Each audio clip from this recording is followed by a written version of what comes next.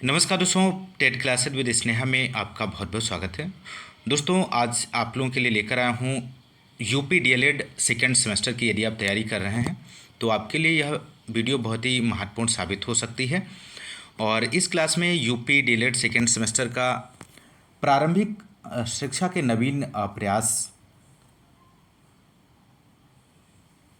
की marathon class है और इसमें आपको एक से एक बहुत ही बेहतरीन प्रश्न आपको मिल जाएंगे जो कि आपकी परीक्षा के दृष्टिकोण से बहुत ही महत्वपूर्ण साबित हैं। एक एक प्रश्न बहुत ही चुनिंदा है और प्रीवियस ईयर में अभी तक जो पूछे गए हैं, जिनकी प्रबल संभावना रहती है कि एग्ज़ाम में पूछे जाने की, तो उन्हीं प्रश्नों को इसमें शामिल किया गया है बहुत ही कम शब्दों में।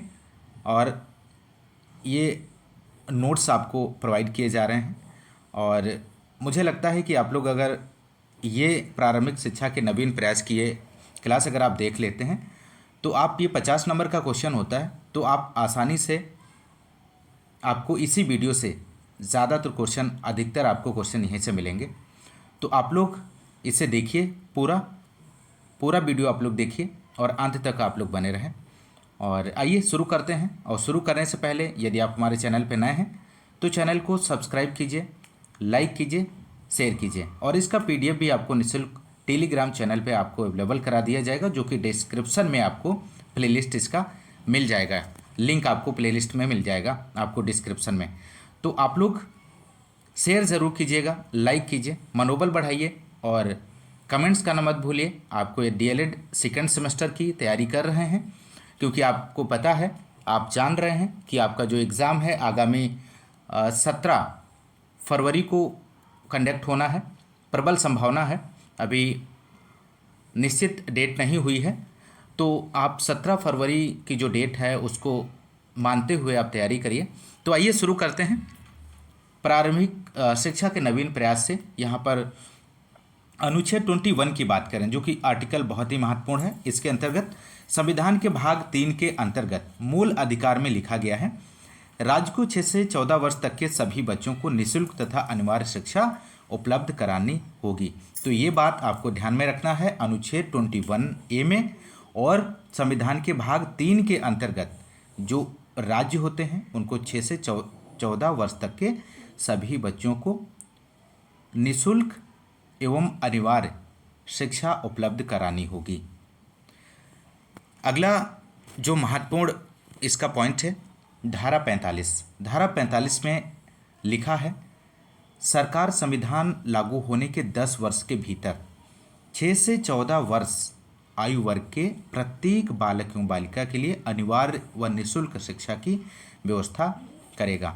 तो ये धारा 45 भी आपको ध्यान में रखना है। धारा 45 के अंदर 10 वर्ष के भीतर संविधान लागू होने के अंदर 6 से 14 वर्ष के आयु के जो बालक बालिकाएं हैं उनको निःशुल्क और अनिवार्य एजुकेशन की व्यवस्था का प्रावधान करना। और नेक्स्ट अगला पॉइंट है राष्ट्रीय बाल नीति की घोषणा। राष्ट्रीय बाल नीति की घोषणा कब हुई थी, तो इस बात को ध्यान रखिएगा। 22 अगस्त 1947 में इसकी घोषणा हुई थी। और किस अनुच्छेद के अंतर्गत? अनुच्छेद 21 के अंतर्गत 21A जोड़ा गया।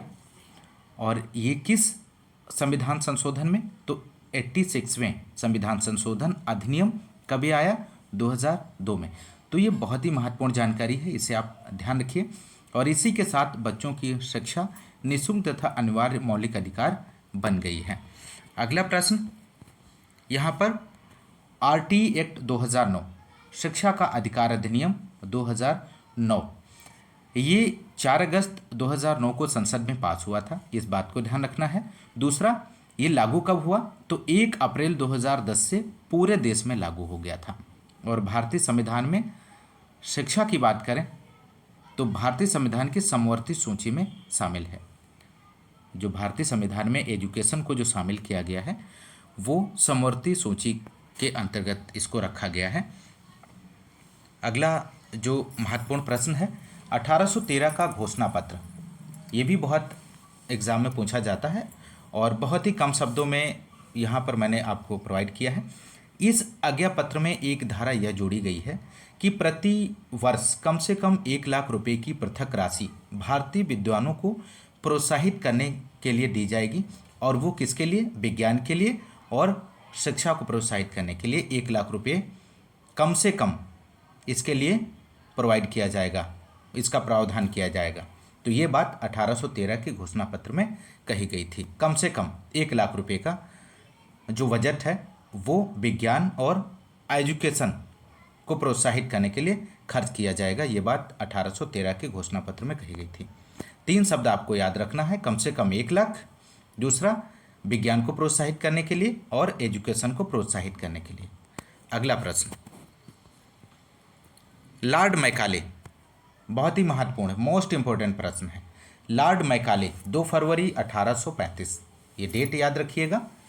और इसमें प्राच्य और पाश्चात्य विवाद, प्राच्य जो भारतीय विचारधारा को मानने वाले थे उनको प्राच्य कहते हैं, जो पाश्चात्य थे वो विदेशी विचारधारा, इसका इन्होंने इसमें अंत किया।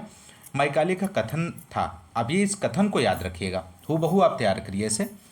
हम भारत में एक ऐसा वर्ग बनाना चाहते हैं। ये किसका कथन था?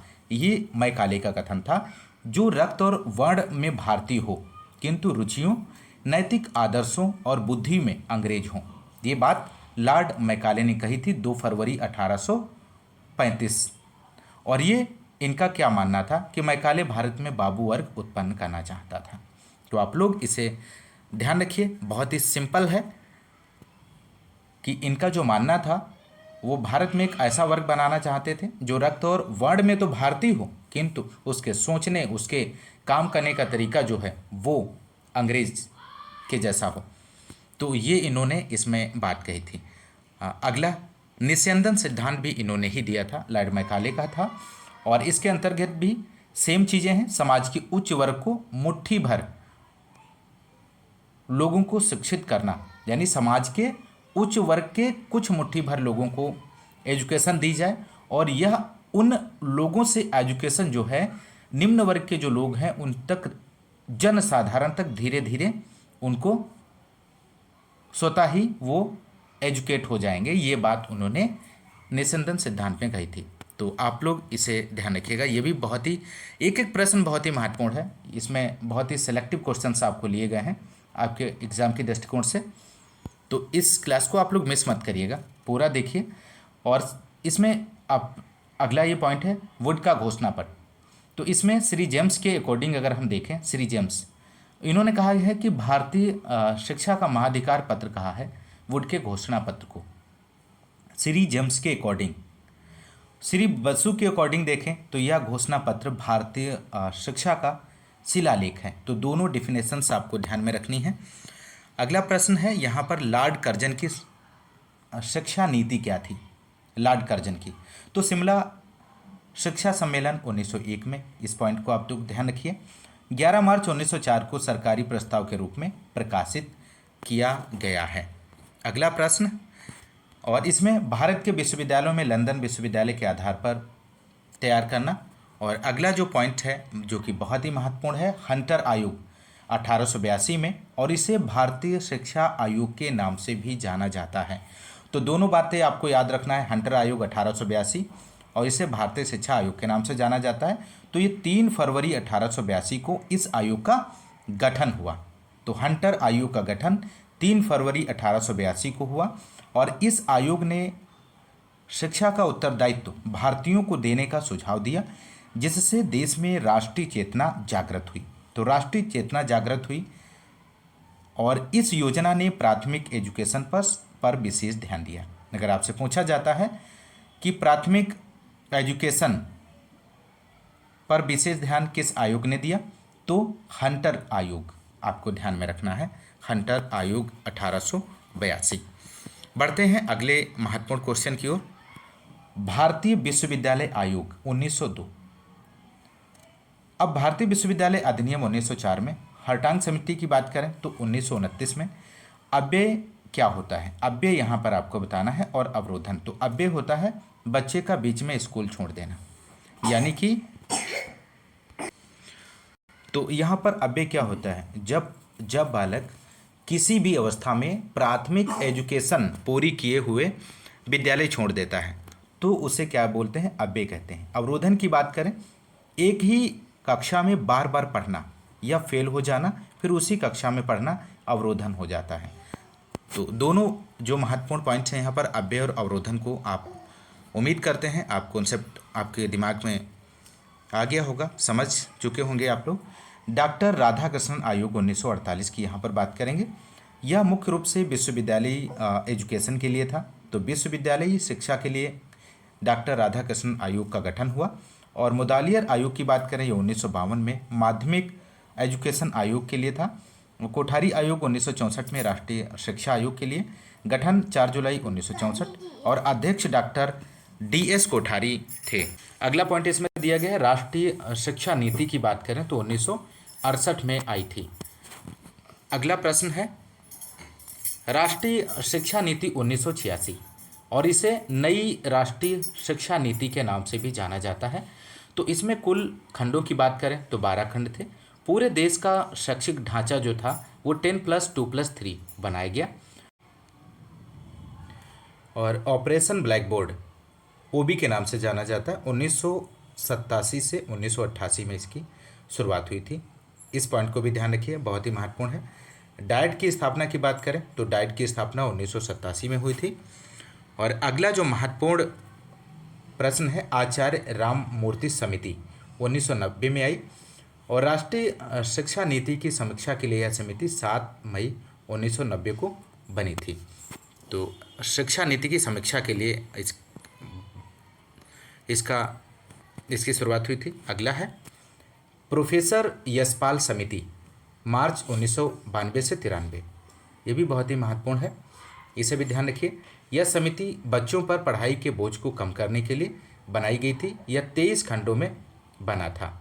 तो सिंपल सी बात है, आपको ध्यान में रखना है, प्रोफेसर यशपाल जो समिति है वो बच्चों पर पढ़ाई का जो बोझ था उसको कम करने का इसका मेन उद्देश्य था, और ये 23 खंडों में बना था। अगला पॉइंट है, इसे संशोधित राष्ट्रीय शिक्षा नीति भी कहते हैं। प्रोफेसर यशपाल ने अपनी रिपोर्ट 1993 में प्रस्तुत की थी। अगला महत्वपूर्ण पॉइंट है, राष्ट्रीय पाठ्यचर्या की रूपरेखा, जिसे NCF के नाम से जाना जाता है। NCF, national curriculum framework. तो इसका जो NCF 2005 जो ये आया था, इसमें क्या चीज़ें शामिल थी कि किताबी ज्ञान को बाहरी दुनिया से जोड़ना, किताबी ज्ञान को बाहरी दुनिया से जोड़ना, ये बात आपको ध्यान में रखनी है। ये NCF कहता है 2005। शिक्षा हेतु राष्ट्रीय पाठ्यचर्या की रूपरेखा 2009, NCF टीचर एजुकेशन 2009। अगला कार्यक्रम और योजनाओं से संबंधित हम यहाँ पर देखने वाले हैं। ऑपरेशन ब्लैक बोर्ड योजना OB, ऑपरेशन ब्लैक बोर्ड 1987 से 88, और इसके उद्देश्य की बात करें तो प्राथमिक विद्यालयों में न्यूनतम आवश्यक सुविधाएं उपलब्ध कराना था। ऑपरेशन ब्लैक बोर्ड की शुरुआत किस लिए की गई? प्राथमिक विद्यालयों में न्यूनतम आवश्यक सुविधाएं उपलब्ध कराना, जिसमें कम से कम 2 टीचर होने चाहिए, 2 कमरे, और जिसमें बरामदा हो। और 1993 से 94 में उच्च प्राथमिक विद्यालयों में भी इसको लागू की गई थी। तो इस बात को भी ध्यान रखिएगा। ऑपरेशन ब्लैक बोर्ड योजना उच्च प्राथमिक विद्यालय में कब लागू की गई? तो 1993 से 94 में। सेवारत अध्यापकों का विस्तृत अभिविन्यास कार्यक्रम, program of mass orientations for school teacher, जिसे PMOST के नाम से जाना जाता है। इसका फुल फॉर्म पूछा जाता है, आप इसे ध्यान रखिएगा। प्राथमिक के शिक्षकों का विशेष अनुस्थापन कार्यक्रम, SOPT, special orientations program for teacher 1993 से 94। अगला बेसिक शिक्षा परियोजना BEP, जिसे 5 अक्टूबर 1993। ये महत्वपूर्ण पॉइंट है। अगला है जिला प्राथमिक शिक्षा कार्यक्रम कब चलाया गया? ये 1997 में। इसे DPEP के नाम से जाना जाता है। और प्रथम चरण 7 राज्यों के 42 जनपद में, और द्वितीय चरण 22 जनपद में, और तृतीय चरण 32 जनपद में। विद्यालयी एजुकेशन की तैयारी, उन बच्चों के लिए यह योजना है जो सीधे कक्षा 1 में प्रवेश लेते हैं और प्रारंभ के 6 सप्ताह से लेकर 2 माह की अवधि तक उन बच्चों को पूर्व प्राथमिक शिक्षा का अनुभव दिया जाता है। तो विद्यालयी शिक्षा की तैयारी पूर्व प्राथमिक शिक्षा का अनुभव इसमें कराया जाना होता है। अगला प्रश्न है, संपूर्ण साक्षरता अभियान या राष्ट्रीय साक्षरता मिशन, और इसकी शुरुआत 5 मई 1988 में, और इस अभियान का प्रेरक वाक्य ध्यान रखिए, एक पढ़ाए एक को। बहुत ही महत्वपूर्ण प्रश्न है। अगला पॉइंट, सर्व शिक्षा अभियान 2001, 1 अप्रैल 2000 में इसे लागू किया गया, और डकार विश्व सम्मेलन के घोषणा पत्र में भारत में सर्व शिक्षा अभियान प्रारंभ करने का निर्णय लिया गया है। अगला, सर्व शिक्षा अभियान 2001 ये कंप्लीट हो चुका है। आगे, स्कूल चलो अभियान, ये स्लोगन आप लोग ध्यान रखिएगा। स्कूल चलो अभियान का जो स्लोगन था, इसका जुलाई 1996 में शुरू किया गया था, और 2004 से उत्तर प्रदेश के सभी जिलों में इसे लागू कर दिया गया था। तो शुरुआत इसकी 1996 में हुई, और 2004 में उत्तर प्रदेश के सभी जिलों में इसे लागू कर दिया गया था। अगला है, कस्तूरबा गांधी बालिका विद्यालय। तो कस्तूरबा गांधी बालिका विद्यालय 6, 7, 8 तक की बालिकाओं के लिए 11 से 14 वर्ष तक निःशुल्क भोजन, आवास, चिकित्सा आदि उपलब्ध कराना इनका उद्देश्य है। अगला है, आरंभिक बाल्यकाल शिक्षा और बाल माध्यम प्रयोगशाला परियोजना ECCE early child care and education, इसका पूरा नाम है। तो इसको फुल फॉर्म लिखने को एग्ज़ाम में पूछा जाता है, तो आप लोग इसे तैयार कर लीजिएगा। राष्ट्रीय बाल श्रम योजना, तो राष्ट्रीय बाल श्रम योजना नेशनल चाइल्ड लेबर प्रोजेक्ट, नवी पंचवर्षीय योजना 1997 से 2002 में राष्ट्रीय बाल श्रम परियोजना संचालित की गई। तो राष्ट्रीय बाल श्रम परियोजना किस पंचवर्षीय योजना में चालू की गई? तो नवी पंचवर्षीय योजना में। कब शुरुआत हुई? तो 1997 से 2000 में। इसे राष्ट्रीय बाल श्रम परियोजना के नाम से भी जाना जाता है। पोषाहार वितरण योजना, जिसे मिड डे मील के नाम से जाना जाता है, 15 अगस्त 1995 में। NCERT national council of educational research and training 1961 में इसकी स्थापना हुई, न्यू दिल्ली में। NCERT state council of educational research and training 1981 Lucknow, और 17 अगस्त 1995 में। एक एक पॉइंट बहुत ही महत्वपूर्ण है, ये सभी आप लोग अच्छे से तैयार कर लीजिए, इससे बाहर कुछ भी नहीं आने वाला है आपके एग्जाम में। सभी क्वेश्चन बहुत ही बेहतरीन सेलेक्ट किए गए हैं, बहुत ही कम शब्दों में। शिशु शिक्षा कार्यक्रम 2 अक्टूबर 1975 में।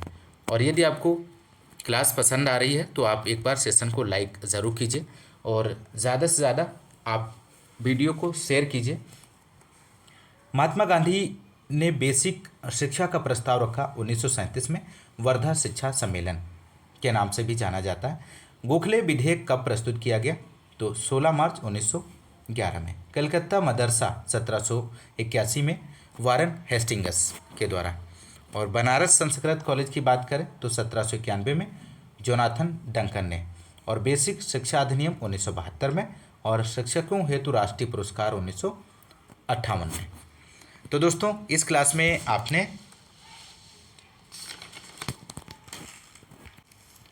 प्रारंभिक शिक्षा के नवीन प्रयास का जो आपका सब्जेक्ट है, इसकी मैराथन क्लास आपने देखी, और ये क्लास आपने पूरी देखी होगी। अगर आप पूरी देख लेंगे और अच्छे से तैयार कर लेंगे तो आपके एग्ज़ाम में बहुत ही महत्वपूर्ण साबित हो सकती है। तो आप लोग क्लास को पूरा आप ज़रूर देखिए। और बस आज के लिए इस क्लास में बस इतना ही, मिलते हैं नेक्स्ट क्लास में। तब तक के लिए नमस्कार, जय हिंद, धन्यवाद।